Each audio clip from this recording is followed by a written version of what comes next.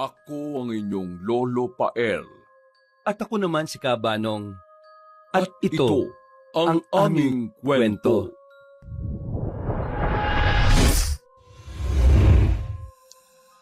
Sa gitna ng malawak at masiglang pamilihan ng Baryo Kaladkad, walang hindi nakakakilala kay Donna, isang 35 gulang na babaeng tindera ng mga kakanin, prutas at ilang pang pagkaing lutong bahay.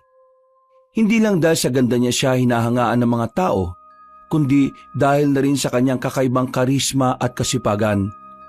Ang buhok niya ay mahaba at laging maayos na nakapusod. Kumikintab ito tuwing tinatamaan ng araw. Natural na mapuputi ang kanyang ngipin na tila hindi galing sa hirap, at ang kanyang balat ay kulay kayumangging ginto na parang palaging nahahaplos ng araw ngunit hindi kailanman nasusunog. Marami ang nagsasabing kahit galing sa hirap at hindi siya nakapagtapos ng kolehiyo, ay madali siyang makakaahon sa buhay. Dahil ito sa angkin niyang kagandahan at sa diskarte sa pagtitinda. Mabilis siyang mag-isip, mabilis makabenta, at mabilis din na magpaikot ng mga kausap. 6:00 pa lang ng umaga ay dinig na ang boses ni Donna mula sa kanyang pwesto. Mainit-init pa po. Kakanin ni Donna na wala ng katulad. Bili na kayo mga suki. 10 piso lang ito. At may libreng ngiti pa galing sa masayahing tindera. Ang mga matatanda, mga binata at kahit mga batang dumaraan ay napapatingin talaga sa kanya. Madalas siyang biruin ng ibang tindera na bukod sa sarap ng mga tinitinda niya, mabilis itong maubos dahil sa angkin niyang karisma. Pero meron ding nagsasabi na hindi nga masarap ang tinda niya at napapabili lang dahil nga maganda siya. Pero nginingitian lang niya ang mga yon at hindi na rin nagkokomento pa. Sanay na kasi siya sa mga papuri at panglalait ng mga tao. Pero alam niyang kung hindi naman ito nakakatulong sa kabuhayan niya, ay dededmahin niya na lang. Isang araw ng linggo, habang abala siya sa pagbibenta, ay may napansin siyang may edad na lalaki. Matangkad yon, may kaputian na ang ibang parte ng buhok pero kitang-kita pa rin ang kakisigan at kagwapuhan. Nakasuot yon ng puting polo at maong na pantalon. At sa kanang kamay ay may mamaharing relo na kumikislap kapag natatamaan ng sikat ng araw. Merong kakaibang presensyang Ginoo at ramdam na ng dalaga na hindi nga taga rito ang lalaki, na may kasama pang 2 tauhan na tila mga bodyguard. Ang lalaking napansin niya ay si Senyor Telo Swiss, isang 50 anyos na negosyanteng PhilAm mula sa bayan ng Dangkal. Isang lugar na 3 oras ang layo mula sa Baryo Kaladkad. Nabalitaan ni Donna mula sa isa pang tinderang sinita na nakapwesto malapit sa kanya na may negosyo raw ang Ginoo na malalaking palaisdaan at ilang kainan sa bayan nila. Napansin ni Senyor Telo ang paraan ng pagtitinda ni Donna, na mabilis, masigla at may tila may halong paglalambing. Kaya dahil dito ay bumili siya ng 3 puto at 2 suman. Pero imbis na magbayad agad ay nakipagkwentuhan pa siya. Ikaw ba mismo ang gumagawa ng mga ito? Opo, pero tinutulungan ako ng kapatid kong si Anod. Masarap po yan. Subukan nyo. Ikaw naman, huwag mo na akong pinupo. Para namang nakakatanda kapag ganon. Ay, pasensya na po. Sorry, pasensya na. Telo, ako si Telo. Pasensya na, Telo. Try mo at masarap yan. Aba, masarap nga. Dahil dyan, bibiling ko na to lahat. Basta sabihin mo kung anong pangalan mo sa akin. Ako nga pala si Donna. Sure kang bibilin mo lahat to? Oo naman. 1, 2, kunin nyo na lahat ng mga ito. Bilis! Lumapit na nga ang 2 malalaking tao sa likuran ng makisig na Ginoo at kinuha ang mga pinamiling kakanin mula kay Donna. Gulat na gulat pa rin ang dalaga lalo na nang magbigay ng 5,000 piso ang Ginoo na sobra-sobra na kung tutuusin. Hindi na rin nakatanggi si Donna dahil pinagpilitan nga ni Senyor Telo na tanggapin ang nasabing pera. Napatingin na naman tuloy ang ilang mga tindero at tindera matapos makita ang nangyari. Kitang-kita sa mukha ng iba ang matinding tuwa at pakainggit pero walang pakiroon si Donna. Ang importante sa kanya ngayon ay kumita siya ng pera para sa ikabubuhay nila ng nakababatang kapatid na si Anod. Makalipas ang ilang minuto, kahit nakuha na ni na 1 at 2 lahat ng paninda, ay hindi pa rin umaalis si Senyor Telo. Halata naman kasi na nagkaroon siya ng matinding interes sa magandang tindera. At habang nag-uusap sila, ay nahuli ni Donna ang paraan ng pagkakatitig sa kanya ng ginoong negosyante. Tingin ng hindi lang bilang isang mamimili na humahanga sa paninda, kundi parang may ibang malalim na pakahulugan. Sa puntong yon ay tila nagising din ang matagal nang nakatagong kapilyahan sa puso at isip ni Donna. Mula sa araw na yon ay halos linggo-linggo nang bumabalik si Senyor Telo sa pamilihan. Minsan ay bibili ng maraming kakanin, minsan naman ay mag-aabot ng dagdag na bayad na tinatanggap lang ni Donna na may kaunting kilig. Hindi nagtagal ay naging mas madalas na ang pagbisita ng Ginoo at hanggang sa isang hapon, matapos magsara ng tindahan ay inayayahan siya ng Ginoo na kumain sa isang kilalang restaurant sa bayan. Sigurado ka ba dyan, Telo? Oo naman. Kailan ba ako hindi naging sigurado sa mga sinasabi ko? Teka, umamin ka nga sa akin. Nandiligo ka na ba sa akin? Ano ba sa palagay mo? Hindi ko alam eh. Wala pa naman kasing nandiligaw sa akin. Ang sabi lang nila na ganito raw yung panliligo na ginagawa ng mga kalalakihan. Kaya napaisip ako sa ginagawa mo ngayon eh. Talaga? Wala pang naglakas loob na manligaw sa'yo? Parang imposible naman yata yun. Sa ganda mong yan, baka nga nakapila pa ako. Sir, anong tingin mo sa akin? Hindi naman ako ganong klase ng babae. Pasensya na. Sa ganda mo nga kasi, ang hirap lang paniwalaan. Pero balik tayo sa tanong mo kanina, kung nanliligaw ba ako sa'yo. Ako naman ang magtatanong, Donna, kung pwede nga ba ako manligaw? Ha? Kapag tumanggi ka sa paanyaya kong kumain sa labas, ibig sabihin ay tinatanggihan mo ang panliligaw ko. Titigilan na kita kapag ganon. Sige, pumapayag na ako. Hindi na nga tinanggihan ni Donna ang alok kaya laking tuwa talaga ng Ginoo dahil alam naman niyang malaki ang pag-asang mapasagot niya ng oo ang dalaga. Pagdating sa mamahaling restaurant, sapag ay magaan ang kanilang naging kwentuhan mula sa buhay sa Amerika, sa negosyo ni Senyor Telo, hanggang sa personal na mga bagay. Sa ilang oras nilang date ay tila nagkakilanlan na nga sila ng mabuti. Kaya si Donna ay namanghari ng husto sa lalaki. Pakiramdam nga rin niya ay unti-unti na rin siyang nakaka-interes. Hindi dahil sa yaman na meron ng Ginoo, kundi dahil sa kung sino ito bilang tao. Nang ihatid na siya pauwi, pagbaba ng sasakyan ay hinawakan siya ni Senyor Telo sa kamay na hindi niya inalmahan. Gustong-gusto kita, Donna. Sana maramdaman mo kung gaano kita kamahal. Salamat, Telo. Pero hindi ko pa masasagot yan pabalik. Hindi ko pa rin kasi siguradong nararamdaman ko eh. Ayos lang. Huwag mong madaliin ang sarili mo, Donna. Maghihintay ako kahit gaano pa ito katagal. Natigilan na nga ang Ginoo dahil bigla na lang siyang hinagka ni Donna. Kahit mismo ang dalagay nagulat sa naging hakbang niya.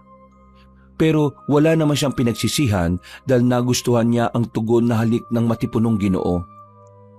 Sa unang pagkakataon kasi sa kanyang buhay ay nakaramdam siya ng kakaibang sensasyon na nagpakilig sa buo niyang pagkatao.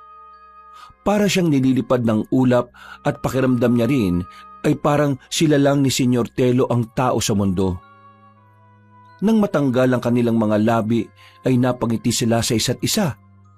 Masayang-masaya talaga si Donna dahil ito ang una niyang halik at hindi niya pinagsisisihan ng tungkol sa bagay na ito. Ganito pala ang pakiramdam ng nahalikan? Ibig mong sabihin na ako pa lang ang first kiss mo? Nakakayaman sabihin pero totoo yon. Talagang napakaswerte ko pala kung ganun. Pero hindi ibig sabihin na nahalikan mo na ako sinasagot na agad kita ha. Titingnan ko pa rin kung anong totoong intensyon mo bago mo makuha ang matamis kong oo. Oo naman. Promise, Donna. Kahit maging tayo na, ipaparamdam ko pa rin sa'yo araw-araw na para kitang nililigawan. Ganun kita kamahal. Hindi na umimik ang dalaga, pero halatang halata sa mukha niya ang matinding pagkakilig. Tumakbo agad siya papasok ng bahay at sinalubong ng kapatid na si Anod na nakangiti lang din sa kanya. Suportadong-suportado siya ng binata bilang nakababatang kapatid. At sa mga sumunod pa nga na linggo, ay naging mas malapit pa sila sa isa't isa. Nagsimula na ang mga tagpong lumalagpas sa simpleng pagliligawan. Mga tawagan sa gabi, madalas na pagkain sa labas at minsan ay maikling halik bago maghiwalay. Para kay Donna, si Senyor Telo ay hindi lang niya isa pang pag-ibig kundi ang sagot din sa kanyang mga pangarap. Isang lalaking may pera, posisyon at tandang maglaan ng oras sa kanya. Subalit kahit ganon ay mas matimbang din talaga ang pagmamahal niya para sa Ginoo. Pero wala sa isip niya na ang lalaking nagsisimula na niyang ibigin ay meron palang tinatagong lihim. Lihim na kapag natuklasan niya ay siguradong dudurog sa kanyang puso at bukod doon ay tuluyang babago sa kanyang pagkatao bilang isang babae. Pagkaraan ng ilang linggo ay mas lumalim pa nga at mas naging espesyal ang pagsasama ni na Donna at Senyor Telo. Para bang ang bawat araw na lumilipas ay nagdadala ng panibagong dahilan para ma-inlove si Donna sa kanya. Tuwing Sabado ng umaga, laging naroon ang Ginoo sa pwesto ni Donna sa pamilihan. Bis na bis pa yon palagi na madalas din may dalang mga pasalubong. Malimit mga prutas o tsokolate galing sa bayan ng Dangkal. Sa mga ganitong simpleng regalo na talagang na-appreciate ng dalaga, ay naipapakita na rin ng Ginoong negosyante ang kanyang pag-aalaga, pagrespeto at pagmamahal. At sa tuwing nakikita sila ng mga tao sa pamilihan, ay marami ang natutuwa at siyempre marami rin ang naiinggit. Pero katulad ng mga nagdaang araw ay walang paki si Donna sa mga yon. Mas importante sa kanya kung ano ang magandang samahan na namumuo sa kanila ng kanyang manliligaw. Kung minsan ay iniinggit pa nga niya ang mga katabing tindahan na may lihim na galit sa kanya. Katulad ni Nita, dati ay mabait ang pakikitungo nun. Subalit nang magkaroon siya ng masugid na manliligaw ay tila nag-iba na rin ang pag-uugali. Parang napansin ko na hindi kayo nagpapansinan ni Nita. Ilang araw ko na siyang nakikitang padaan-daan lang dito sa tindahan mo. Bakit? Nag-away ba kayo? Nako, huwag mo nang intindihin ng mga taong yan. Usong-uso ang inggitan dito sa pamilihan May mga tao talaga na ayaw nilang nakikita na maging masaya ang kapwa nila o umangat. Kaya pabayaan na lang natin. Hindi ako magtataka kung isang araw siraan ako ni Nita sa'yo. Pero ikaw, kung nakikilala mo ko, ikaw naman na makakapagsabi niyan sa sarili mo kung totoo o hindi ang mga sasabihin na hindi maganda ng ibang tao laban sa akin. Alam mo, yan ang isa sa mga nagugustuhan ko sa'yo Mas lalo tuloy kitang minamahal Sus, nabobola ka na naman. Teka, ano naman yung dala mo ngayon? Masyado ka talaga nag-aabala Bumili ako ng malambot na upuan para sa'yo. Kasi araw-araw ka nakatayo dito sa pwesto mo. Dapat may malambot kang upuan. At ito rin, may tsokolate para pampagana sa buhay. Ay, salamat talaga ng marami Alam mo Telo, parang nasasanay na ako na lagi may sorpresa ka. Kung nasasanay ka na, natutuwa akong marinig yon. Hindi magtatagal masasanay ka na rin may taong mag-aalaga sa'yo. At ako yon. Ikaw talaga. Totoo naman yung mga sinasabi ko Hindi na nga napigilan ni Donna ang mapangiti at kiligin dahil sa mga sinabi ng lalaking negosyante. Hindi man siya sanay sa ganito, pero natutuwa siya sa pagtatrato ni Senyor Telo sa kanya na parang isang prinsesa. Sa dati niyang buhay ay puro hirap at pagtitipid ang alam niyang gawin. Wala talaga siyang oras sa mga kung anong bagay na magpapakilig sa kanya. Kaya naman, nang dumating si Senyor Telo, ay para siyang iniahon mula sa karaniwan at dinala sa isang mundong puno ng kaliwanagan. Oh, parang natameme ka na dyan, Donna. Ayaw mo ba nung mga sinabi ko? Hindi Napaisip lang ako bigla kasi ang sweet-sweet mo talagang tao. Kaya hindi na rin ako magpapaligoy-ligoy pa. Sinasagot na kita. Ha? Talaga? Totoo ba yan? Oo. Hindi maipinta ang tuwa ni Senyor Telo matapos nga na maging opisyal na silang magnobyo at nobya. Ganon din si Donna. Halatang-halata sa hilatsa ng kanyang muka kung gaano siya kasaya at kasigurado na si Senyor Telo na ang lalaki para sa kanya. Subalit, lingid sa kanya ay merong madilim na sikreto ang Ginoo na kapag nalaman niya ay siguradong wawasak sa kanyang kaligayahan. Nagdaan pa ang mga araw at gabi. Tuwing araw ng linggo ay sinasara ni Donna ang kanyang pwesto ng mas maaga para makalabas sila ni Senyor Telo.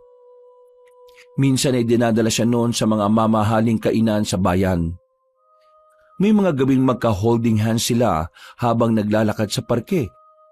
At kung minsan naman ay pumupunta sila sa mga tagong resort para magpalipas ng oras na silang dalawa lang.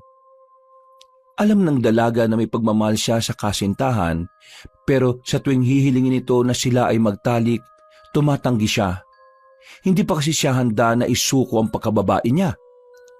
Mabuti na lang din ay nirerespeto ito ng kanyang bagong boyfriend. Isang hapon sa tabing dagat, nakaupo sila sa isang maliit na kubo, habang tinatanaw ang malawak na karagatan na kumikislap sa sikat ng araw. May dala si Senyor Telo na 2 baso ng malamig na buko juice at isang supot ng pinritong isda. Naupo sila at masinsinang nag-usap patungkol sa buhay-buhay hanggang sa may maisip si Donna. Nito kasing nakalipas na araw ay nagtataka siya sa pag-uusap ng mga bodyguard ng Ginoo na sina Uno at Dos. Na nung tanungin niya ay tila aligagang sumagot at nagdadahilan. Mahal, bakit ba ako ang napili mo? Marami namang magagandang babae lalo na sa bayan ng Dangkal. Meron na di hamak na mas may kaya sa buhay at hindi talaga tubong probinsya na katulad ko. Ano bang klaseng tanong yan? Naku-curious lang ako. Sagutin mo na, please. Bakit nga kasi? Okay, sige. Ano kasi? Kasi ikaw, iba ka sa kanila. Sa mga babaeng nakilala ko. Hindi ka lang maganda. Bukod sa maganda ng muka, ay marami pang maganda sa'yo. Tulad ng ano? Marunong kang magpahalaga sa maliliit na bagay. Yung asawa, ano nga ba ito? Nawala tuloy ako. Nasaan na nga ba tayo? Tungkol sa iba pang magagandang bagay na nakikita mo sa akin. Oo. Ikaw kasi, napakasimple mo lang at madali kang mapasaya. Alam mo ba na bihira yan sa panahon ngayon? Ang mga kagaya mo? Talaga? Oo. Kaya maraming salamat dahil sinagot mo ko. Salamat din dahil nakita mo ang mga bagay niyan sa akin. Pangarap ko yun. Ang palagi kang makitang masaya. Sa pagkakataong yun ay hindi napigilan ng dalaga na yakapin ang kanyang nobyo. Hanggang sa mauwi na sila sa pagsisiping sa mismong dalampasigan. Mabuti na lang ay sila lang din ang tao at papalubog na ang araw, kaya tanging dalampasigan lang ang nakasaksi sa kanilang ginawang kamunduhan. Ang unang pagkakataon na isinuko na ni Donna ang bataan. Sa mga lumipas pang araw ay hindi lang simpleng atensyon ang ibinigay ni Senyor Telo. Madalas niyang padalhan ng mga mamahaling gamit si Donna. Mga magagarang damit, mamahaling pabango, at kung minsan ay mga alahas pa. Hindi yun basta material na bagay para kay Donna, dahil nakikita niya ang mga ito bilang mga patunay ng pagmamahal ng lalaki sa kanya. At sa tuwing hindi sila magkasama ay may tawag o mensahe si Senyor Telo gabi-gabi. Nabilan din kasi siya ng cellphone para magkaroon sila ng komunikasyon kahit na malayo sa isa't isa. At habang lumalalim ang samahan nila, pakiramdam ni Donna ay unti-unti na siyang tinatahi sa isang panibagong buhay na mas maginhawa, mas maganda at mas puno ng kulay. Kaya malaki ang pasasalamat ng dalaga sa Panginoon dahil nga sa nakilala niya ang lalaking bumago sa kanyang pagkatao. Magkalayo man ang kanilang edad, ay alam niya rin sa sarili na mahal niya ang Ginoong negosyante at ganun din ito sa kanya. Sa pananaw ni Donna ay tila malinaw na ang direksyon na balang araw ay magtatayo sila ng sarili nilang negosyo. Magkakaroon ng sariling bahay at magbubuo ng sarili nilang pamilya. Kahit simple ay masaya na siya basta kasama lang ang lalaking bubuo sa kanyang pagkatao. Kaya gabi-gabi siyang nagpapasalamat sa may kapal patungkol dito. Lord, palagi ko pong pinagpapasalamat ang buhay ni Telo. Dalangin ko po ang pag-iingat mo sa kanya at ganoon na rin ang relasyon na meron kami. Kung ano man po ang kulang, ikaw na po ang bahala magpuno. At kung ano man po ang mali, ikaw na rin po ang bahala magtama nito. Amen. Isang gabi, pagkatapos nilang manood ng sine sa bayan, ay pumwesto muna sila sa parke para magpahinga. Nang may makita si Donna na masayang pamilya, ay naisip na naman niya ang tungkol sa pagbuo nito. Alam mo, ang ganda nung napanood natin kanina, no? Pangarap ko rin yung ganun eh. Yung ano yun? Yung tipong gigising tayo sa sarili nating bahay, tapos may mga anak tayong tumatakbo-takbo sa sala. Maganda nga yan. Anong maganda nga yan? Yun lang ang sagot mo? Hindi mo rin ba pinapangarap yon? Ha? Oo naman. Pinapangarap ko rin yun, syempre. Gusto ko rin yan. Pero may tamang panahon para dyan. Balang araw, Donna. Balang araw? Bakit hindi pa ngayon? Ha? Mas gusto ko kasi yung sigurado ka na talaga sa akin. Sigurado naman na ako eh. Ikaw yata ang mukhang hindi pa sigurado sa akin eh. Ha? Hindi. Hindi totoo yan. Sadyang naniniwala lang ako sa tamang panahon. Huwag nating madaliin. Enjoy natin ang sandali at darating tayo sa pagbubuo ng pamilya sa tamang panahon at oras. Sa bagay, may punto ka. Tama nga na meron tamang panahon para dyan. Bagamat may kakaibang tono sa mga sinabi ni Senyor Telo, pero pinili na lang ni Donna ang hindi na lang magtanong pa.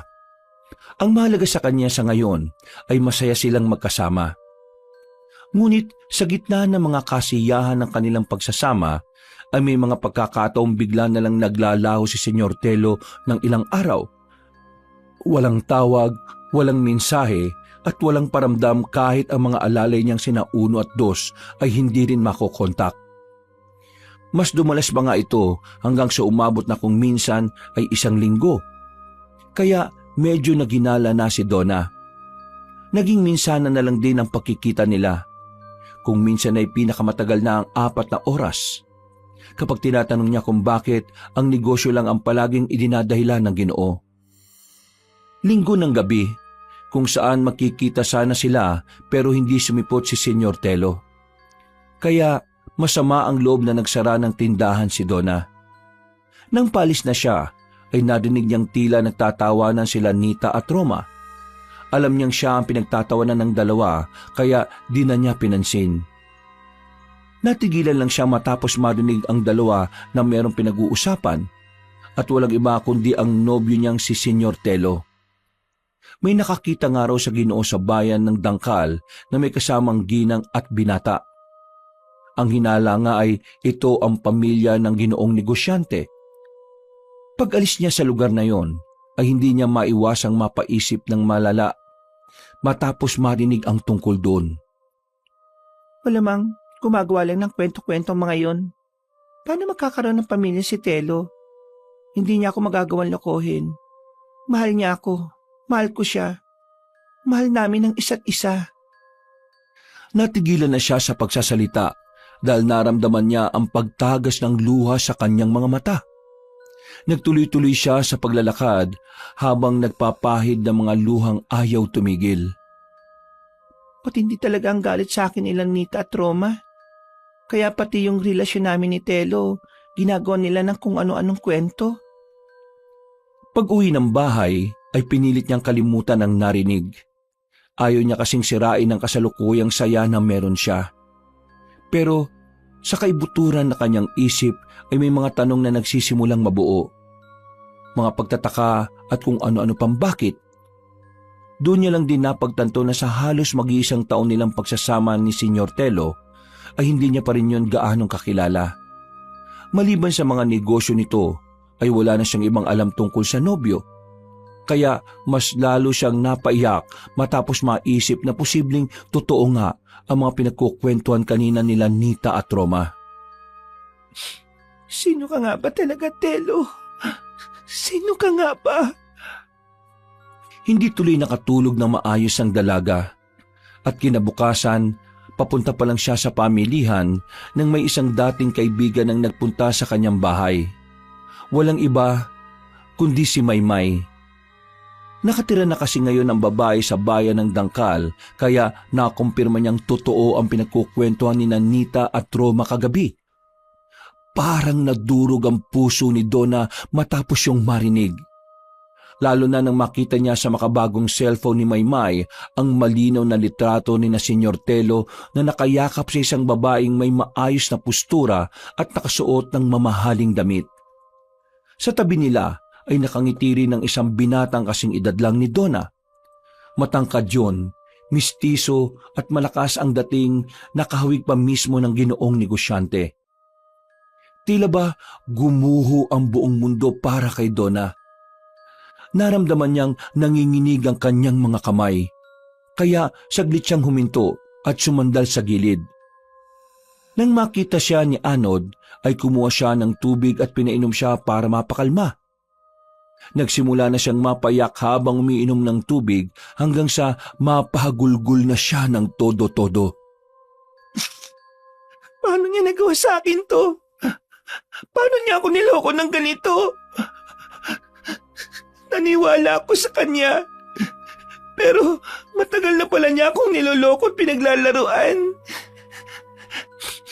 Kaya pala ayaw niya pang makasal kami at bumuo ng pamilya. Yung pala, matagal na siyang merong pamilya. Manloloko! Manloloko ka, Telo! Dahil doon ay hindi na nga muna tumuloy sa pamilihan si Donna. Sumama ang loob niya at dahil doon ay naapektuhan din ang kanyang kalusugan. Nanamlay siya at nawalan na ng gana. Kahit anong pilit ng kapatid niyang si Anod na kumain ay hindi siya umuoo. Panay lang siya pag-iyak at pag-inom ng tubig. Kinagabihan, dumating si Senyor Telo sa kanila. Wala sa mukha nito ang bahid ng pagkabalisa na parabang walang nangyari. Hindi niya kasi alam na may ideya na si Donna patungkol sa kanya. Nagulat ang Ginoo na makitang namumugto ang mga mata ng kanyang nobya. Kaya nag-alala siyang lumapit pero hindi umimik ang dalaga. Galing ako sa pamilihan, Donna. Hindi ka raw nagbukas ngayong araw kaya dumiretso na ako rito. Anong nangyari? At bakit namumugto yung mga mata mo? Umiyak ka ba? Ha? Ayos ka lang ba? Pasensya na kung wala akong paramdam ng ilang araw ha. Gustuin ko man pero kailangan mag-focus muna ako sa negosyo ko ngayon. Alam mo, na-miss pa naman kita ng husto. Talaga? Na-miss mo ko? Oo naman. Teka, ano ba nangyayari ha? May masama bang nangyari, Donna? Negosyo ba talaga ang inatupag mo? Oo naman. Di ba sinabi ko na sa'yo nung nakaraan pa? Negosyo? O yung asawa mo sa dangkal? Ha? Teka, ano? Akala mo ba porke malayo dito ang dangkal, hindi ko malalaman ang totoo? Na meron ka ng pamilya? Na may asawa ka at isang anak? Huwag mo lang itanggi dahil nakita ko na sa picture, Telo. Pakiusap. Huwag mo lang tangkain na gumawa ng kung anong kasinungalingan o kwento. Donna, magpapaliwanag ako, please. Ano bang ipapaliwanag mo? Nakabit mo lang ako?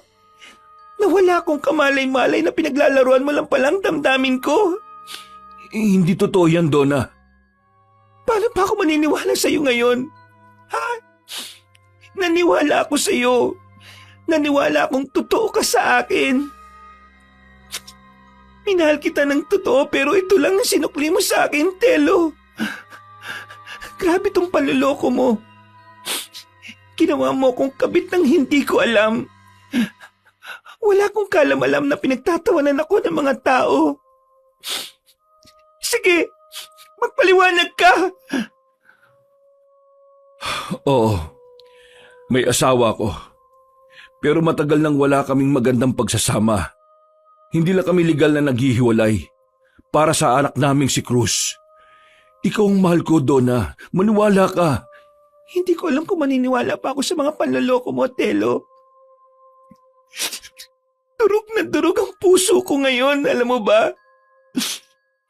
Bakit mo ako ginanito? Para mo na akong pinatay. Please, wag mo kong hiwalayan, Donna. Parang awa mo na.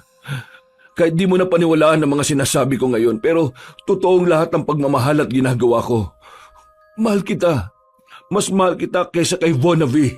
Kaya wag mo kong iwanan, please. Hindi talaga ako makikipaghiwalay sa'yo. Dahil hindi ako papayag na maging masaya kayo habang ako rito'y nasasaktan. Total, ginawa mo na akong kabit ng hindi ko nalalaman. Paninindigan ko na. Anong pinaplano mo? Kung ayaw mong mawala ako sa buhay mo, susunod ka sa lahat ng gagawin at sasabihin ko. Sa ngayon, magpakasaya ka muna sa legal mong asawa. Sulitin mo na ang lahat-lahat ng pagpapakasasa ninyo. Hindi na nakaimik pa si Senyor Telo dahil ipinagtaboy na muna siya ng kanyang kirida. At mula nang malaman ni Donna ang totoo, ay naging mas matapang na siya. Hindi na siya kontento sa mga palihim na pagkikita. Minsan, sinasadya niyang magpunta sa dangkal para magkataong magkita sila ni Senyor Telo sa mga pampublikong lugar. Alam niya kasing may posibilidad na may makakita sa kanila na kakilala ng legal na asawa ng ginoong negosyante. Isang hapon, habang palabas si Ginang Vonavi sa isang grocery store, ay nakasalubong nila ang asawa ng ginoo. At sana nga ay magtatago pa si Senyor Telo. Anong ginagawa mo rito, Han? Akala ko ba nasa baryo kaladkad ka? Ha? Kumusta? Sino ka, miss? Ikaw palang asawa nitong si Telo? Ikaw ba si Vonavi? Ako nga, iha. Bakit mo naman naitanong? Ako nga pala si Donna. Han. Siya ba yung sinasabi mong bago mong katiwala doon sa pwesto natin sa baryo kaladkad? Ha? Hindi niya lang ako basta katiwala.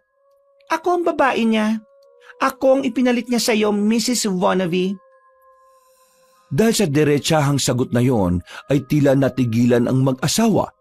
Kitang-kita ang mga patak ng pawis sa noo ni Senyor Telo na panay ang pagpatak kahit anong punas niya. Si Ginang Vonavi naman ay halos mamula ang pagmumuka sa pagkabigla, lalo na nang humawak si Donna sa kamay ng ginoo. Taas noon niyang hinarap ang legal na asawa habang napapataas ng kilay dito. Magandang araw, Mrs. Twist. Nagkakilala rin tayo sa wakas. Mag-isang taon na nga pala kami ng asawa mo para lang sa kaalaman mo. Anong sinasabi ng babaeng yan, Telo? Walang iya ka. Ang lakas ng loob mo. Malakas na talaga ang loob ko ngayon Dahil alam ko naman sa sarili ko na mas bata at mas maganda ako sa'yo. Tila nanigas ang mukha ni Ginang Vonavi sa galit. Pero bago pa siya makasagot at makaporma, ay umalis na si Donna na hatak-hatak si Senyor Telo na hindi alam ang gagawin. Pagkatapos ng tagpong yon, ay tila nakaramdam ng kasiyahan si Donna sa kanyang puso. Pero parang kulang pa ang mga ito dahil gusto niya talaga na makuha ng buong buo si Senyor Telo. Malaki ang naging pagbabago niya. At kahit na tinatawag na siya sa baryo kaladkad na isang kabit o kirida, ay wala na talaga siyang pakialam. Naging mas proud pa siya sa sarili kaya nag-alala na rin ang kanyang kapatid na si Anod. Sa mga sumunod pang araw at linggo ay ginamit niya ang matinding pagmamahal sa kanya ni Senyor Telo. Palagi niyang tinatakot ang ginoong negosyante na iiwanan kapag hindi sumunod sa gusto niya. Kaya nang i-request niyang dali na siya sa bahay ay sinunod kagad ito ng lalaki. At talagang dinala mo pa talaga ang babaeng yan dito? Ano na lang ang sasabihin sa atin ng mga tao sa labas? Alam kong hindi maganda ang pagsasama natin. Pero bakit sa ganito mo papaabutin, Telo? Ano ba nangyayari sa'yo? Nahawa ka na ba sa pagiging ugaling palengke ng babaeng yan? Huwag mong pinagsasalita ng ganyan si Donna. Hindi siya ganong klase ng babae. Ay, oo nga pala. Hindi siya palengkera. Kalat-karin lang siya. Malanding babaeng nangangabit na mga may asawa. Mayaya ka naman babae ka. Maganda ka pa naman sana at kaedad mo lang ang anak ko. Tapos pumatol sa lalaking parang tatay mo? Ikaw, Telo, hindi ka ba nahiya sa anak mo, ha? Mga immoral kayo! Tumigil ka na! Tumigil ka na, Telo.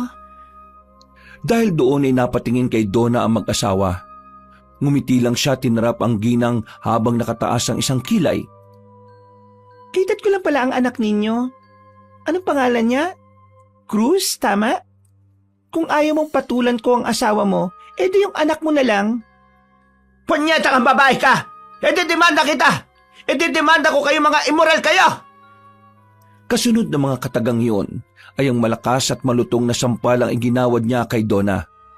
Natigilan din ito kaagad dahil umawat si Senyor Telo at itinulak ang legal niyang asawa hanggang sa mapaupo sa sofa.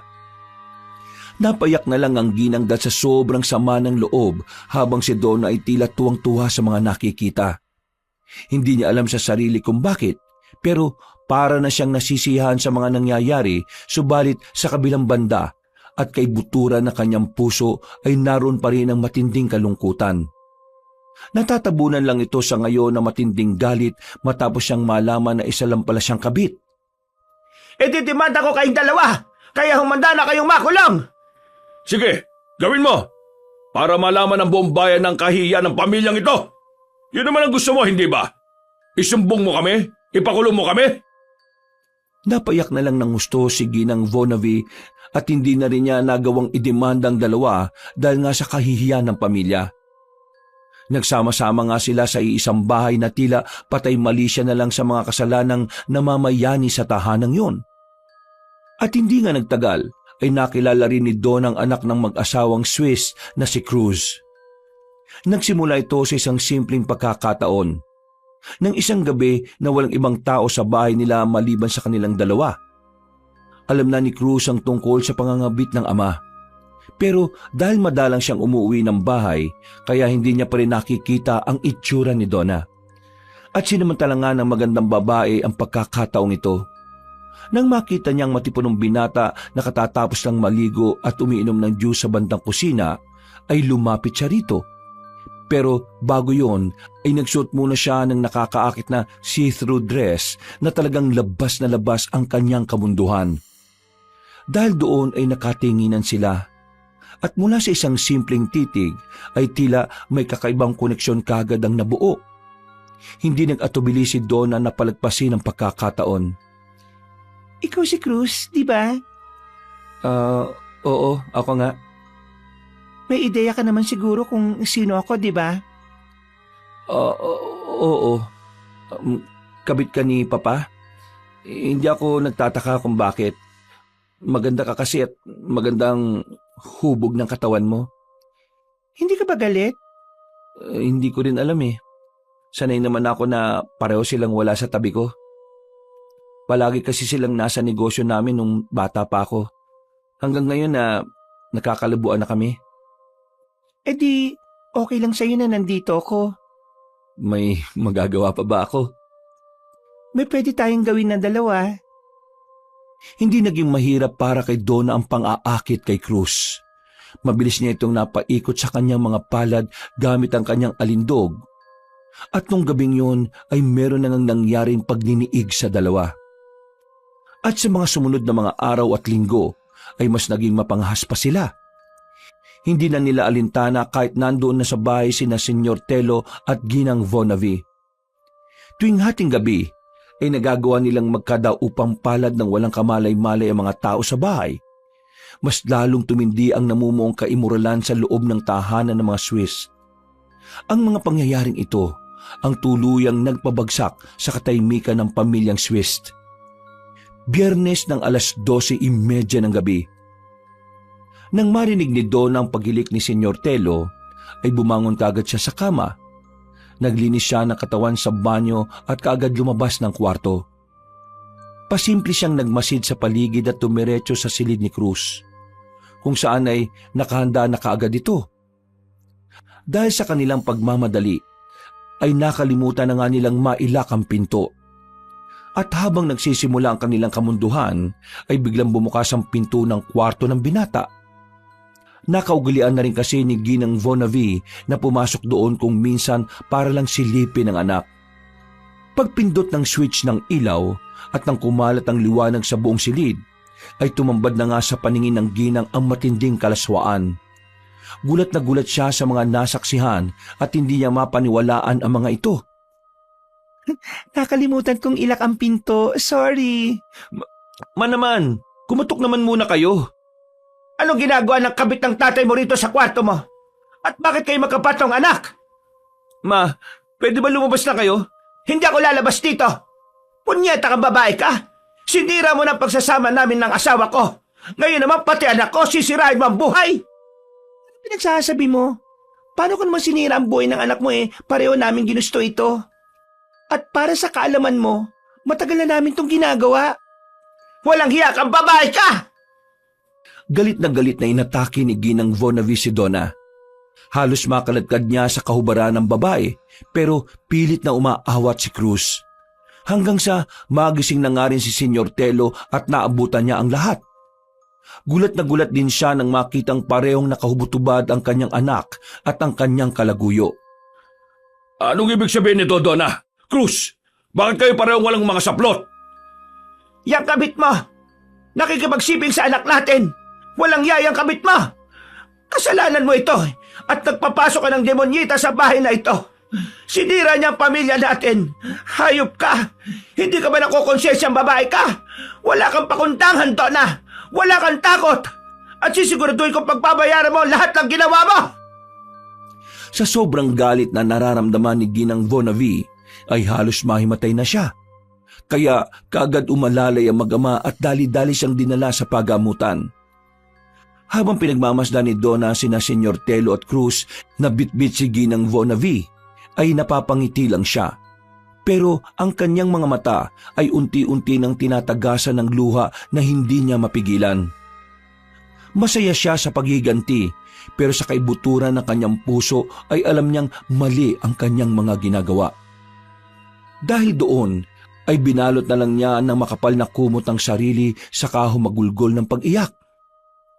Bakit ganitong nararamdaman ko? Dapat masaya ako dahil ako ang nanalo sa laban na to. Pero bakit ako umiiyak? Bakit ako nalulungkot? Masisira ko ng pamilya ni Telo. Magkakawatak-watak na sila. At kami na ang magkakasama. Dapat maging masaya ako. Huwag kang umiyak, Donna. Huwag kang umiyak. Kahit anong awat niya sa sarili ay patuloy pa rin ang pagtagas ng kanyang luha. Kaya hinayaan na lang niya ito. Hanggang sa makatulog na lang siya ng mahimbing. Makalipas ang ilang araw, nang bumuti na ang lagay ni Ginang Vonavi, ay nagpasya na muna siyang hindi umuwi sa kanilang bahay. Sinamahan naman siya ng asawa kahit ayaw nito. At dahil sa sila Donna at Cruz na naman ang naiwan sa bahay, kaya patuloy sila sa paglalaro ng apoy. Hindi nila alintana ang kaguluhang nangyayari sa paligid. Basta sila ay masaya sa kanilang kamunduhan. Hindi na rin naman kasi napigil ng mag-asawang Swiss ang kanilang anak dahil aliw na aliw din ito sa mga nangyayari. Nahumaling kasi talaga ang binata kay Donna, kaya tinanggap na lang nila kahit masakit ito sa kalooban. Itong isa sa dahilan na matinding galit ni Ginang Vonavi sa dalaga. Alas 7 ng gabi ng Lunes, tahimik ang kalsada papunta sa pinakaliblib na bahagi ng bayan ng Dangkal. Tanging ilaw ng buwan at kislap ng alitaptap ang tila nagbabantay sa makipot na daan.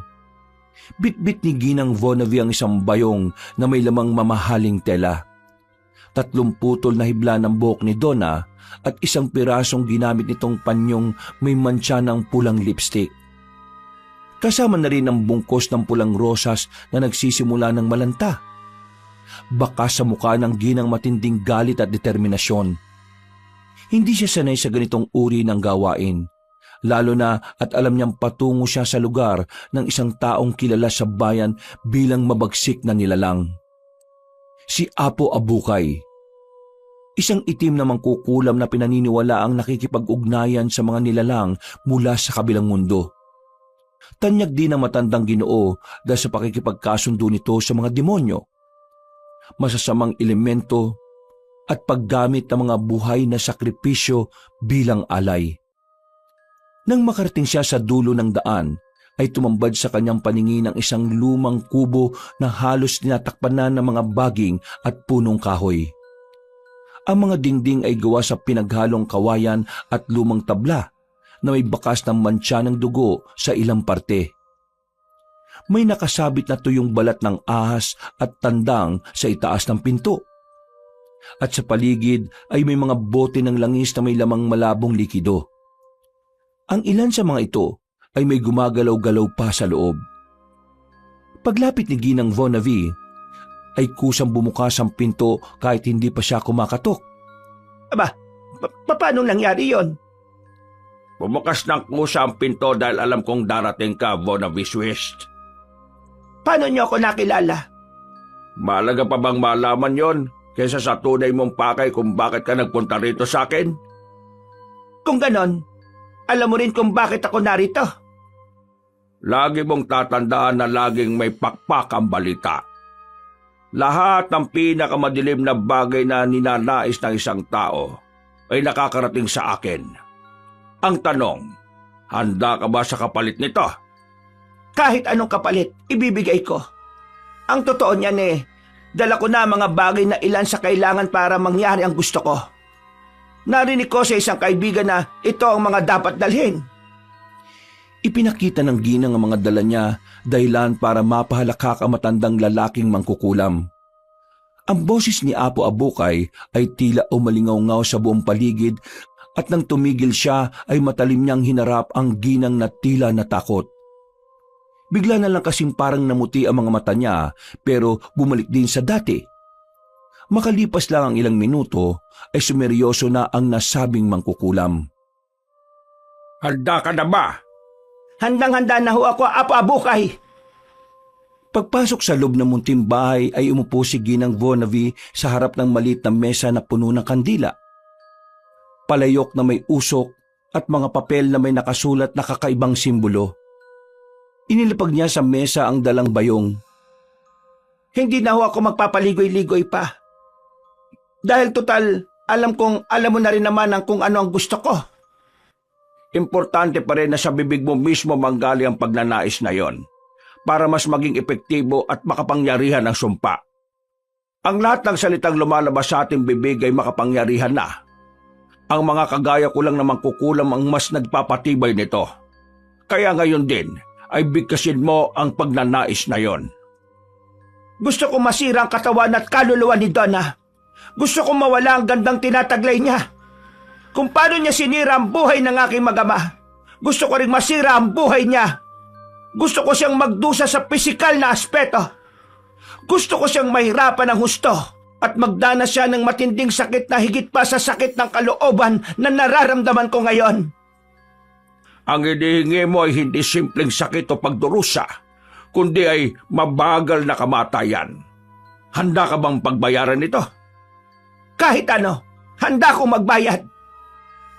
Tumango si Apo Abukay at pagkatapos ng saglit nilang pag-uusap ay kinuha na niya ang hibla ng buhok at panyo ni Donna. Iniligay niya ito sa gitna ng mesa at binalutan ng mamahaling tela na dala ng ginang. Pagkatapos ay dinurog niya ang tuyong rosas at hinalo sa isang mangkok na may maitim na langis. Sinimulan na nga kagad na matandang lalaking mangkukulam ang ritual ng pagbibigay ng sumpa. Pinatay niya ang ilaw ng lampara at tanging kumikislap na kandila na kulay pula ang naiwan. Sinimulan niyang bumikas ng mga makaluma at hindi pamilyar na salita bilang bahagi ng orasyon. Nangilabot si Ginang Bonavi, kaya pasimple siyang napayakap sa sarili habang pinakikinggan ang matandang lalaking mangkukulam. Habang nagbibikas ng mga kakaibang salita, kinuha niyang matulis na karayom na gawa sa buto ng kung anong hayop at sinaksak ito sa pinagbalutan ng buhok at panyo. Sa bawat tusok ay napapansin ni Ginang Bonavi na parang may kumikibot-kibot sa loob ng tela, na parabang bigla na lang itong nagkaroon ng buhay. Paano nangyari yan? Anong laman yan?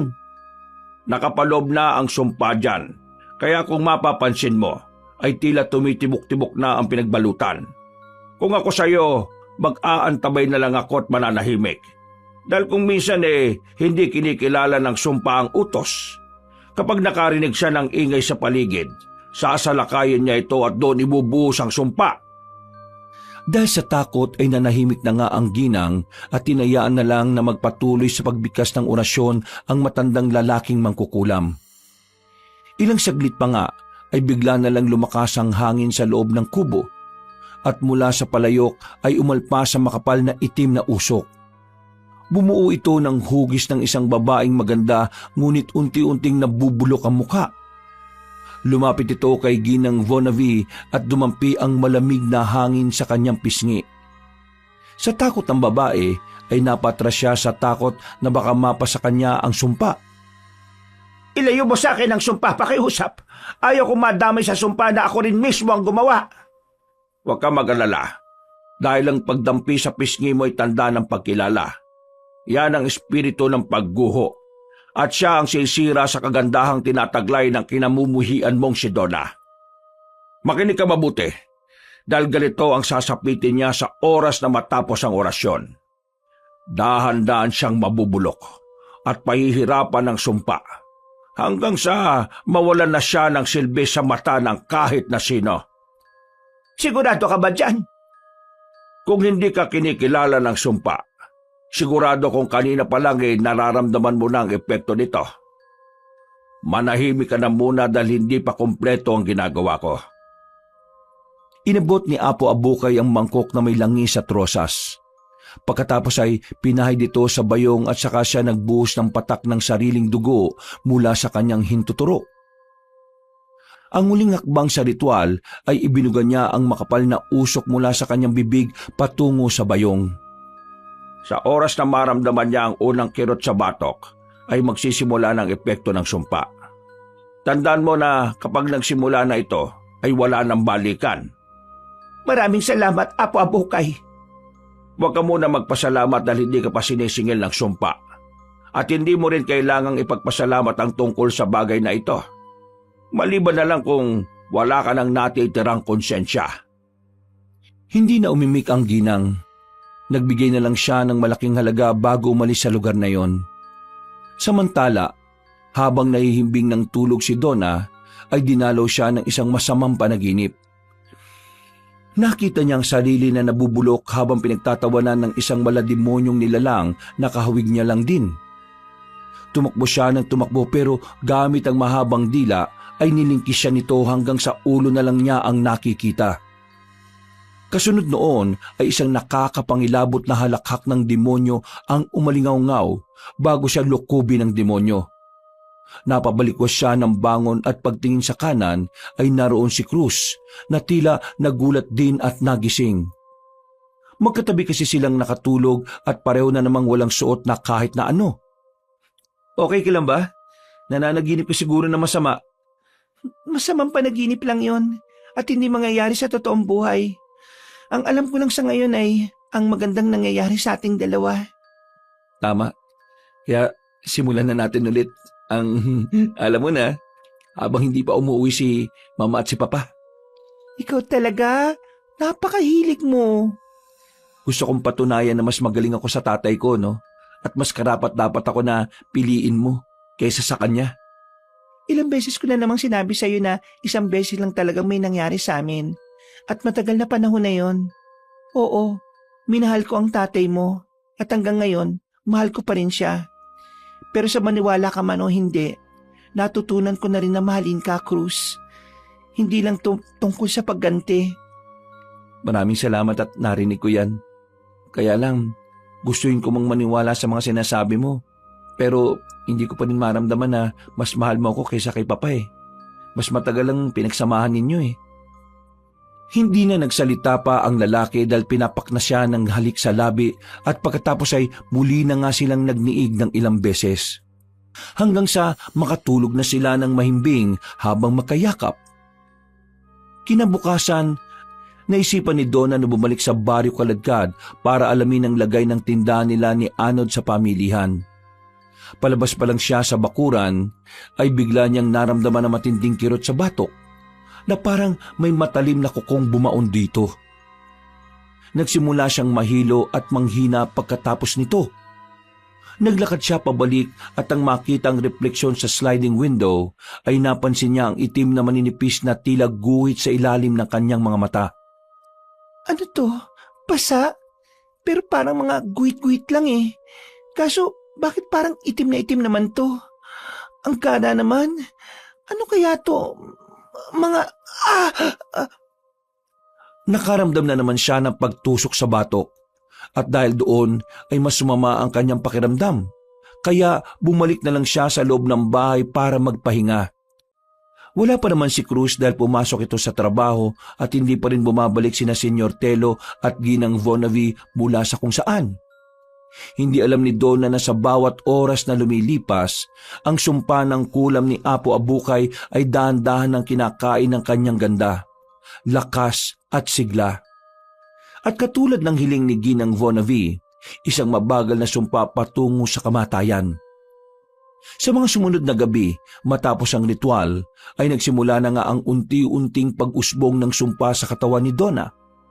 Nung una, akala niya ay simpleng pagod lang ang nararamdaman niyang pangangalay ng mga kasukasuan.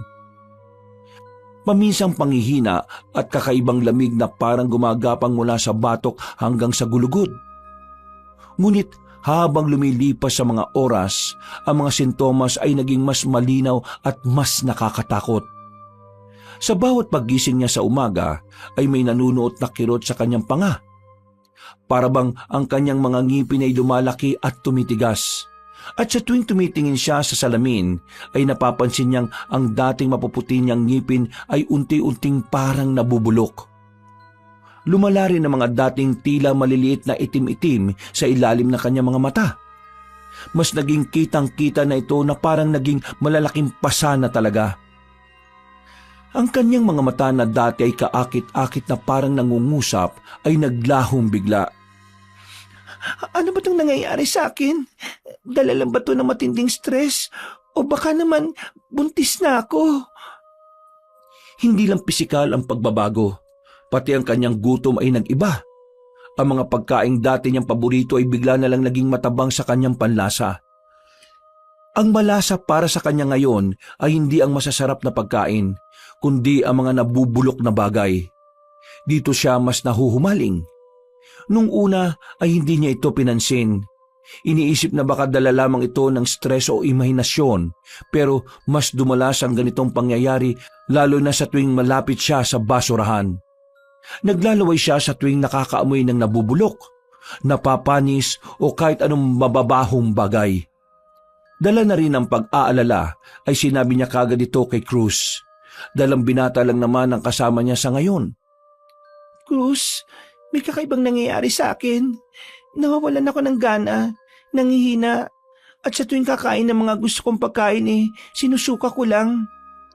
Medyo napansin ko nga na nangangayayat ka ngayon eh. May iba ka pa bang nararamdaman? Bukod sa mga yun wala naman na. Pinakikiramdaman ko rin ng tiyan ko dahil baka nabuntis mo na ako. Mas mabuti siguro kung magpa-check up na muna tayo para maalaman ng totoo. Huwag na muna. Pakikiramdaman ko muna ang sarili ko. Aabisuhan kagad kita kapag may hindi ako magandang nararamdaman. Matapos nilang magkasundo, ay pinakiramdaman na nga muna ni Donna ang sarili. Nang bumalik na sina Senyor Telo at Ginang Vonavi sa kanilang bahay, ay nagulat ang Ginoo dahil sa laki ng pagbabago niya. Mabilis na bumagsak ang katawan ni Donna at nagdadry talaga ang kanyang balat. Kaya nag-alala ng husto ang Ginoo. Pagkatapos ng hapunan, ay sinadya siyang kausapin ng negosyante patungkol sa kanyang kalagayan. Ayos ka lang ba, Donna? Parang nangangayayat ka. Yung balat mo medyo nangingitim. May sakit ka ba? Huwag mong mamasamay ng mga tanong ko Nag-aalala lang ako sa'yo. Ayos lang ako. Dala lang siguro to na matinding stress. Alam mo na, dahil sa naging sitwasyon natin. Hindi ka ba sinasaktan ng anak ko? Ni Cruz? Hindi Mas maalaga nga siya Nakikita ko kung saan niya naman ang pag-uugali niya. Lahat yun ay galing sa'yo. Natutuwa naman akong marinig yan. Basta alagaan mong sarili mo Alam mo namang Huwag mo nang ituloy, Telo. Okay na ako ngayon. Mukha kang hindi okay sa itsura mo. Nakikita mo ba ang sarili mo sa salamin? Tumingin ka mabuti. Kitang-kita kung paano ka nilaspag ng anak ko. Alam mo, kalat ka rin babae. Kaunti na lang ididispatcha ka na ng anak ko.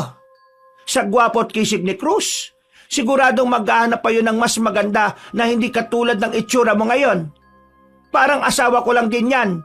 Kaya kung iniisip mong nasira mo ang pamilya ko, nakakamali ka. Dahil sarili mo lang ang sinira mo. Kahiya-hiya ka. Dahil pagkatapos mong makiapit sa asawa ko, sinunod mo naman ang anak ko. Siguradong sinusunog na ang kaluluwa mo sa impyerno. Tama ka naman sa mga sinabi mo Hindi na ako aalma pa. Masama ang pakiramdam ko para makipagbangayan pa sa'yo.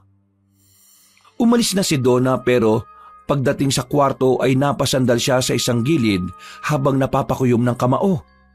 Napaluha na lang siya at napaisip sa mga bagay-bagay dahil para siyang natauhan sa mga sinabi ng ginang. Ano bang ginagawa ko sa bahay na ito? Bakit ko ba pinagsisiksikan ang sarili ko sa kanila? Masaya at tahimik naman akong namumuhay noon kasama ng kapatid kong si Anod. Kailangan ko na sigurong umuwi sa amin para matapos na ang gulong ito. Uuwi na ako, kapatid ko. Babalik na ako sa pagiging tindera. Habang umiiyak, ay inimpake na niya ang mga gamit at sinumantalang wala si Cruz. Abala rin naman sina Senyor Telo at Ginang Vonavi kaya hindi napansin nang siya ay umalis. Naging matagumpay ang pag-alis niya sa bayan ng Dangkal. Nakauwi siya sa baryo Kaladkad at tuwang-tuwa siya nang makita ang nakababatang kapatid. Subalit si Anod ay gulat na gulat matapos makita ang matinding pagbabago sa kanya. Bumalik siya sa pagtitinda pero hindi na sa pamilihan. Doon na lang sila pumwesto sa tapat ng bahay nila. At sa bawat taong makakakita ay nagtatago na rin siya dahil sa matinding pagbabago ng itsura ni Donna na halos hindi na nila nakilala. Nawala na talaga ang ganda ng babae. Nanuyot ng gusto ang kanyang balat at dumami ang mga pasa. Kapansin-pansin din ang paglaki ng tiyan niya at ang lalong pagkahumaling sa mga mababahong bagay. Sa paglipas pa ng mga gabi ay hindi na siya nakakatulog ng maayos. Lagi siyang nagigising sa gitna ng madilim at may naririnig na bulong mula sa labas ng bintana. Mga boses na tila humihimok sa kanya na kumain ng mga nabubulok, mababaho at mga panis na bagay. Minsan ay nagising siya na nasa labas na ng bahay na walang saplot sa paa at puno ng basura ang katawan. Habang lumalala ang sumpa ay mas lalong pumapangit ang itsura ni Donna at mas lalo ring lumalaki ang kanyang tiyan. Kaya doon na naginala si Anod na siya ay nakulam. Hindi naman naniwala si Donna sa sinabi ng kapatid, kaya ipinagsawalang bahala na muna niya ang mga nangyayari, kahit ang totoo ay nahihirapan na talaga siya. Habang tumatagal ay mas lalo niyang nararamdaman ang kakaibang kirot sa kanyang sikmura. Ito ay tila may humahaplit mula sa loob na parang pinupunit ang kanyang laman at buto. Nagsimula na rin siyang tubuan ng mga butlig-butlig sa katawan. Nang mga unang araw na tumubo ito ay malilit na lang na parang kati-kati. Pero kalaunan ay lumaki ito ng lumaki hanggang sa parang lumobo at kapag nasasagi at pumuputok ay mas lalo siyang nasasaktan. Hindi na niya nakakayanan ng pangyayaring yon, kaya umiiyak na siya sa kapatid kinagabihan. Anod, nahihirapan na ako. Kung totoong nakulam ako, parang awa mo na. Umanap ka ng makakatulong sa akin. Ang sakit-sakit na ng buong katawan ko. Bawat kilos ko'y humahapdi. Dumadagdag pa tong malalaking matubig na butlig na tumutubo sa buong katawan ko. Lumapit si Anod at pinunasan ng pawis sa noo ng kanyang ate. Ramdam ng binata ang init ng balat ng nakatatanda niyang kapatid. Ngunit hindi to init ng karamdaman. Para bang naglalagablab mula sa ilalim ng balat.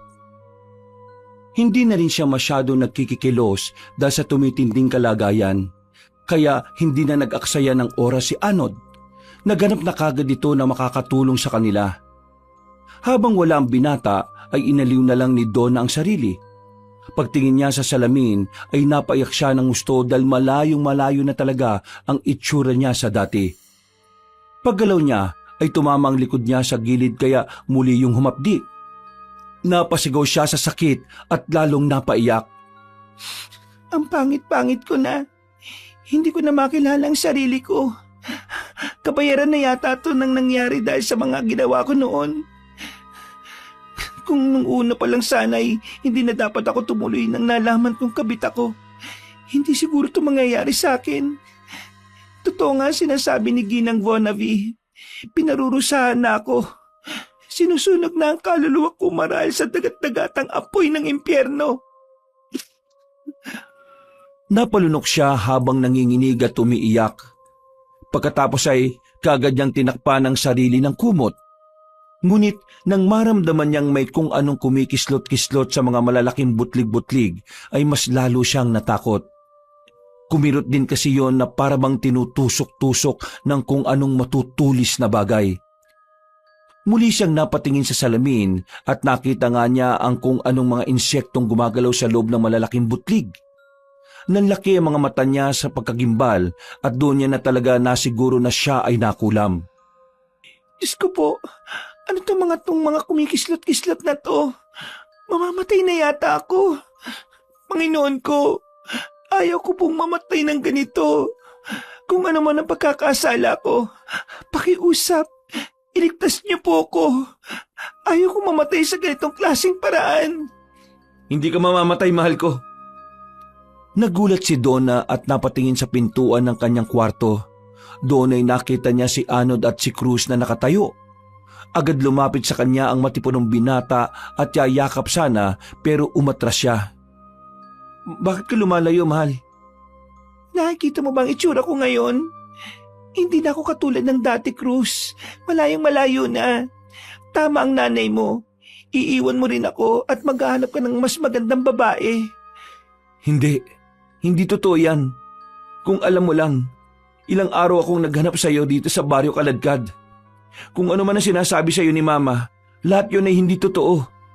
Kung si Papa ay nagawa kang iwan, hindi ako, Donna, dahil mahal na mahal kita. Sa maling sitwasyon man ang naging simula ng pagkikita natin, pero naniniwala ako magiging maayos din ang lahat. Sinabi na sa akin ng kapatid mo ang lahat at handa akong tumulong para makahanap ng magaling na albularyo para gumaling ka at bumalik ka sa dati. Tuluyan na ngang napaiyak si Donna dahil talagang natouch siya sa mga sinabi ni Cruz. At pagkatapos ng pag-uusap at unawaang yon, ay wala na silang inaksayang oras. Paglubog ng araw ay naghanap kagad sila na makakatulong para malaman kung ano talaga ang nangyari. Marami na silang napuntahan pero iisa lang ang nangyayari. Pagkatapos makita ang kalagayan ni Donna, lahat ay tumatanggi at sinasabing wala silang ideya sa nangyari. Pero sa kabilang baryo ay nakilala nila si Mang Timor na nagpatunay na nakulam nga talaga si Donna. Bukod doon ay ibinalita rin sa kanila ang isang importanteng bagay na 3 buwan nang nagdadalang tao ang babae. Hindi maipinta ang mukha ni Donna lalo na si Cruz na tuwang-tuwa matapos marinig ang balitang yon. Pero kitang-kita ang pag-aalala sa mukha ng babae dahil sa kalagayan niyang yon. Tama ang hinala ko na buntis ka. Na-excite na tuloy ako makita ang magiging anak natin. Natatakot ako para sa magiging anak natin. Paano kung maapektuhan siya ng kulam na binigay sa akin ng kung sino man? Siguradong matutulungan tayo ni Mang Timor. Hindi po ba, Mang Timor? Tumango ang matandang albularyo at kagad nilang sinimula ng ritual at orasyon. Maraming ginawang paghahanda ang matanda. Nagsunog siya ng insenso na sinamahan ng dahon ng laurel at uling. Pagkatapos nito, ay nagbigkas siya ng mga salitang siya lamang ang nakakaintindi. Tumagal ang orasyon na iyon ng higit 5 minuto. At sa bawat pagbigkas ng matandang lalaking albularyo ng mga kataga, ay tila may kung anong mabigat na presensya ang pumapalibot sa kanila. Ilang sandali pa nga, habang nagpapatuloy si Mang Timor sa kanyang ginagawa, ay biglang napasigaw si Donna. Isang sigaw na hindi pangkaraniwan. Tila ba pinaghalo ang tinig ng tao, hayop, malalim na garalgal at may bahid ng pighati. Pumulupot ang kanyang katawan sa matinding kirot. Ang mga ugat sa kanyang liig at braso ay nangingitim at gumagapang paakyat sa kanyang pisngi. Sa bawat tibok ng kanyang puso ay may parang kakaibang init na sumasabog mula sa kaloob-looban. Kitang-kita ni na Anod at Cruz kung paanong tila mapunit ang balat ni Donna. Nagputukan din ng mga matutubig na butlig-butlig at mula roon ay lumabas ang maliliit na insektong itim. Aray ko! Ang sakit! Parang pinupunit ang katawan ko! Tama na! Tama na, Cruz! Anod! Tulungan niyo ako! Tulungan niyo ako! Alisin niyo ako rito, pakiusap! Mamamatay ako sa sakit! Mang Timor, ano po nangyayari? Bakit mas lalong nahihirapan si Donna? Akala ko po ba'y tutulungan niyo siya? Pakiusap! Tulungan niyo ako makakawala dito! Parang awa niyo na! Ayoko na! Ayoko na! Pakiusap po! Tulungan niyo siya, Mang Timor! Hindi ko na kaya! Hindi ko na talaga kaya! Mamamatay na ako! Ginawa nga ng matandang lalaking albularyo ang kanyang makakaya para maibsan ang sakit na nararamdaman ni Donna. Nagdagdag siya ng mga sangkap at nagpatuloy sa pag-uurasyon. Subalit sa halip na bumuti ang pakiramdam ng babaeng buntis, ay tila mas lalo lang lumala. Makalipas ang ilang minuto ng walang tigil na pag-ungol at paghiyaw, bumagsak si Donna sa kanyang hinihigaan. Hinihingal siya, nanginginig at pawis na pawis. Namumutla rin ang kanyang muka at ang mga insekto ay patuloy na lumalabas sa kanyang mga sugat. Dahil doon ay mas lalong natakot si Donna.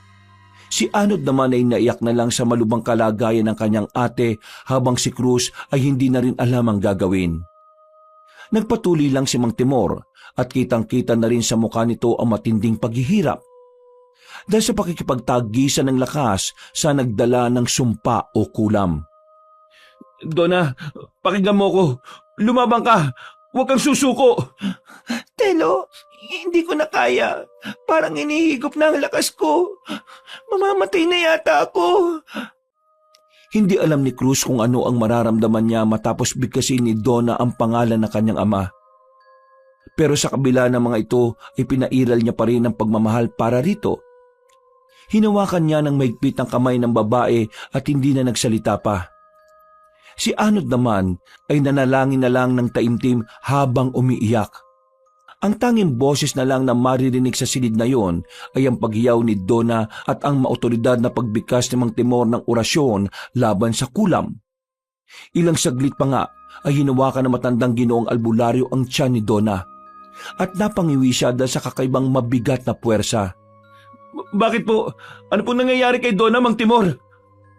Hindi umimik ang matandang Ginoo. Nagbigkas lang ito ng iba pang orasyon. At pagkatapos ng halos 1 oras na pakikipaglaban, ay biglang natahimik si Donna. Ang kanyang mga mata ay dahan-dahang pumikit hanggang sa mawalan siya ng malay tao. Dahil doon ay mas lalong nag-alala si Cruz na napapaiyak na rin. Si Anod naman ay napahagulgol sa sobrang takot. Mang Timor! Bakit po nawalan ng malay si Donna? Ano po nangyari sa kanya? Sumagot po kayo. Akala ko po ba'y matutulungan niyo siya? Ano pong nangyari sa kanya? Paano na po ang anak namin? Pinakalma muna ni Mang Timor ang 2 lalaki. At nang okay-okay na, ay doon niya sinabi ang kalagayan ng walang malay na si Donna. Ipinaliwanag na matandang Ginoong Albularyo na hindi niya natanggal ang sumpa dahil masyado itong malakas at matibay. Ang tanging makakatanggal lang daw nito ay ang naggawad mismo ng kulam. Ang tanging nagawa lang niya ay maibsa ng kirot at pansamantalang napahupa ang bisa ng sumpa. Kaya nawalang bigla ang mga insektong lumalabas sa mga sugat ni Donna. Nawalan lang din ng malay ang buntis pero hindi siya patay. Sinadya niya talagang dalhin ang diwa nito sa pinakamalalim na pagkakatulog upang hindi makapenetrate ng mabilis ang sumpa. Pero ayon sa Ginoong Albularyo, kapag nagtagal pang ganoon ay posibleng hindi na talaga magising si Donna. Ano pong ibig niyong sabihin? Hindi po pwede bumatay si Donna at ang magiging anak namin. Sabihin niyo po sa akin kung sino ang gumawa nito sa kanya at ako mismo ang kakausap. Nang sabi ni Mang Timor na ang nanay niyang si Ginang Vonavi mismo ang nagbigay ng kulam, ay ganun na lang ang gulat ni Cruz. Hindi niya lubos sa kalain na magagawa ito ng kanyang ina. Wala sa hinagap niya na may isip ito ng kanyang nanay. Pinayuhan nga ang matipunong lalaki na kung gusto niyang mawala ng tuluyan ng sumpa, ay kailangan niyang mapakiusapan ng sariling ina. Ang Ginang lang kasi ang may kakayahan na mabaliktad ito. Habang may oras pang natitira ay umuwi na nga si Cruz sa kanilang bahay. Naabutan niya ang mga magulang na nagtatalo na naman sa isang bagay. Sumingit na kagad siya sa usapan ay kinagulat ni Senyor Telo. Ma, bawiin mo ang sumpa na binigay mo kay Donna. Anong sinasabi mo, anak? Anong sumpa? Si Mama pa, pinakulam niya si Donna. Nakarating ngayon si Donna at naghihirap. Matindi ang pinagdaraanan niya at nakita ko yung lahat. Hindi ko po akalain na magagawa niyo ito, Ma. Bakit niyo ginawa to kay Donna?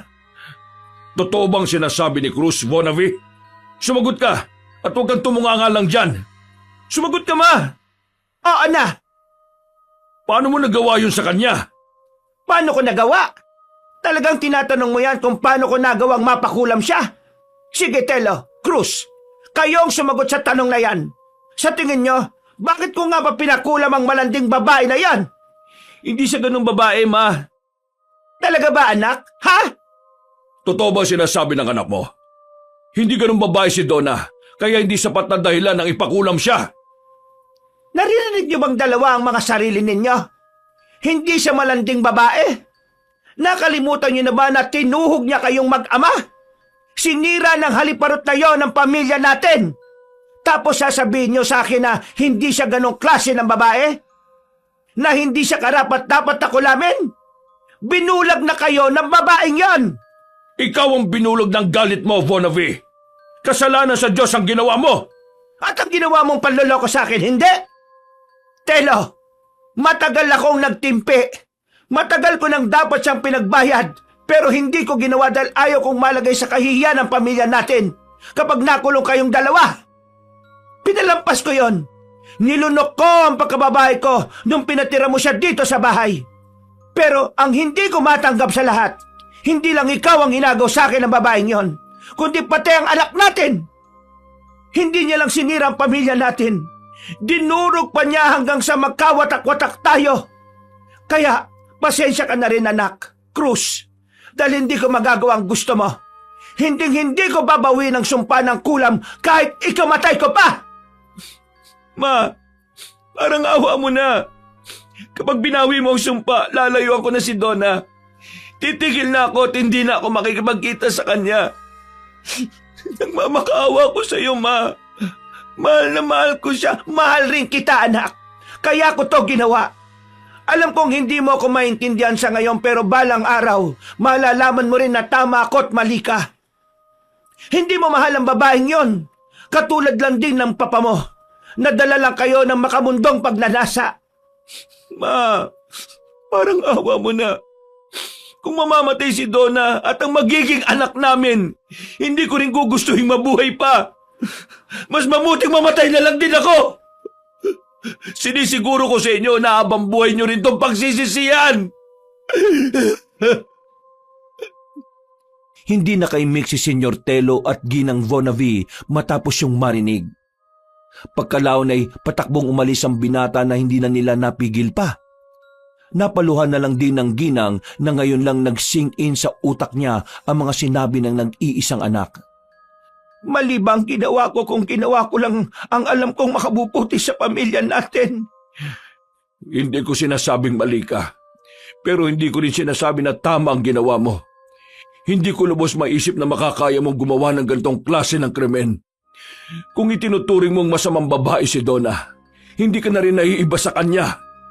Kung tutuusin mas malala ka pa dahil hindi lang pagsira ng buhay ang ginawa mo, kundi pagpatay. Kahit gaano pa kapigat at kasama ang ginawa niya, wala tayong karapatan na kunin ang buhay nila. Diyos lang ang pwedeng gumawa nun. Huwag kang magbabanggit ng tungkol sa Diyos dahil kung tutuusin, ikaw ang punot dulo ng lahat ng ito. Kung hindi ka naglaro ng apoy, at kung di mo dinala ang babaeng yan dito, hindi sana nasira ang pamilya natin. Hindi sana tayo nagkakagulo ng ganito at hindi sana mawawala sa atin ang anak nating si Cruz. Alam ko ang pagkakamali ko at pinagsisisihan ko na yon ang gusto sa Diyos. Alam mo yan, kaya kahit sisihin mo ako ng sisihin ay wala nang magbabago pa dahil nangyari na ang nangyari, Vonavi. At kapag itinuloy mo pa ang plano mo, hindi lang ang anak mo ang mawawala sa iyo, Vonavi, pati na rin ako at ang magiging apo natin. Pag-alis ng Ginoo ay tuluyang napahagulgol si Ginang Vonavi.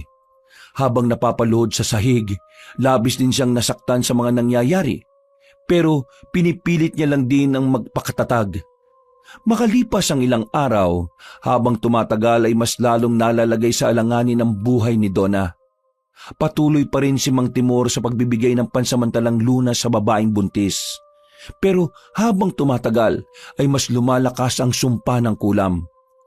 May mga paunti-unting insektong itim ang lumalabas sa mga sugat ng buntis, pero sa tuwing dadasalan nito na matandang lalaking albularyo ay nawawala rin naman kaagad. Pero nagpayo na si Mang Timor na posibleng ilang araw na lang mula ngayon ay hindi na makakaligtas si Donna sa sumpa. Dahil doon ay naghinigpis ng husto sina Anod at Cruz na parehong hindi matanggap ang mga mangyayari. Linggo, alas 5 ng hapon. Nagtungo sina Cruz at Anod sa simbahan para dumulog ng panalangin sa Panginoon. Naniklod talaga ang matipunong lalaki para sa kaligtasan ni Donna at nag-iiyak siya sa harap ng altar ng Diyos. Lord, alam ko po na mali ang naging simula ng pagmamahalan namin ni Donna. Maling-mali po ito sa harap niyo at sa batas. Pero Panginoon, parang awa niyo na po. Iligtas niyo si Donna, pati ang magiging anak namin. Kayo lang po ang may kakayahan na makagawa nito. Magmilagro po kayo. Buhayin niyo sila at kahit ako na lang po ang kunin yung kapalit nila. Nagsusumamo po ako sa inyo. Mahal na mahal ko po si Donna.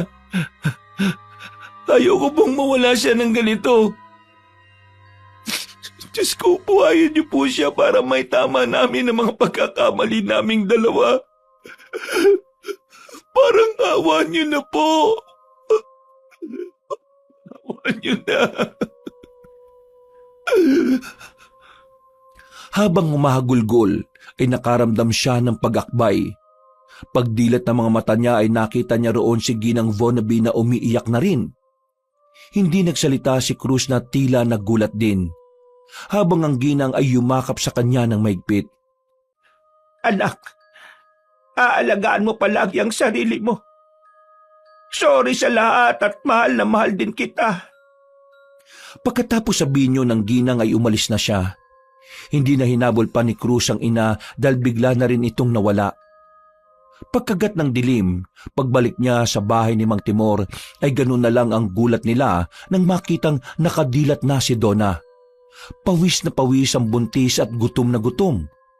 Pinainom pa nga ito ng tubig na matandang albularyo. Paano nangyari, Mang Timor? Ang ibig bang sabihin nito ay nabaliktad na ang sumpa ni Mama? Doon nga naunawaan na matipunong lalaki ang ginawa ng kanyang ina. At pinaliwanag din ni Mang Timor na para mabaliktad ang sumpa ay matindi ang magiging kapalit nito. Buhay ang hiningi ng sumpa kaya buhay din ang kapalit para mawala ito. Napaluha na lang si Cruz at napayakap kay Donna na umiiyak na rin matapos yung malaman. Makalipas pa ang ilang araw, nang bumuti na ang lagay ng babae, ay nagpasya silang magpunta sa bayan ng Dangkal para harapin si Senyor Telo. Balak na kasi nilang makipag-ayos at itama ang lahat, lalo na ngayon nagdadalang tao na si Donna. Subalit isang masamang balita ang naabutan nila. Kinuha na ni Senyor Telo ang sarili niyang buhay at nag-iwan lang siya ng sulat na kaagad binasa ni Cruz. Anak, Cruz, wala kang dapat sisiin sa mga nangyaring ito sa pamilya natin. Lalong na ikaw, Donna. Ginawa namin ni Vonnaby ang nararapat para makapagsimula kayong dalawa ng masayang buhay kasama ang magiging apo namin. Sayang lang at hindi na namin makikita ang bata. Pero kung nasaan man kami, ay siguradong mapagmamasdan namin kung paanong lumaki ang magiging anak ninyo. Mag-iingat kayo palagi at mahal na mahal ko kayo.